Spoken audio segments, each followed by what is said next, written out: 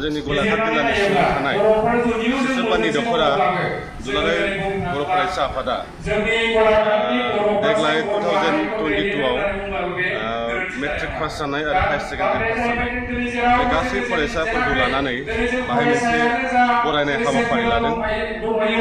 बे बरायनाय हाबाफारियाव सिसुपानि दख'रा एबसुआ जोंखौबो दिनै हांख्रायजानाय आलासि महरै गावसोरनि नैबे हाबाफारियाव जोंखौ हांख्रायहरदों आरो लोगोसे बिथांमोना हांख्रायबावदों जोंनि दुलाराय बर' फरायसा आफादनि मानगोनां सोलोंथाइ नेहाथारि श्री सोमावसार बसुमतारी बिथांखौबो बिथांमोना हांख्रायहरदों। बिथाङाबो दिनै जोंनि नैबे सिसुपानि दख'रा एबसुनि बे बरायनाय हाबाफारियाव फैनानै जोबोद मेहेरगोनां बिबुंथि लाखिलांबाय।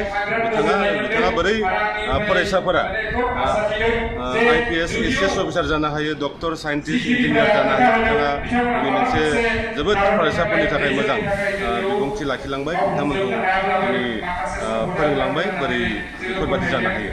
लोगोसे दिनै मेल बिखौगिरि महरै हांख्रायदोंमोन जोंनि बर' कसारि वेलफेयार फेमास काउन्सिलनि मानगोनां डिपुटि चिफ मुस्रि रमिअ नार्जारि। बिथाङाबो दिनै मेल बिखेवगिरि महरै बाहागो लाफैदों दिनैनि बे मेलाव।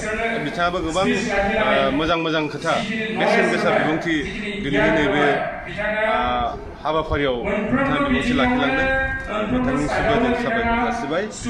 लोगोसे गोबां दिथागिरिफोर, गोबां SLC पास जानाय आरो HS पास जानाय, लोगोसे 9-10आव फरायनाय फरायसाफोरखौबो सिसुपानि दख'रा एबसुआ दिनै नैबे हाबाफारियाव हांख्रायहरदों।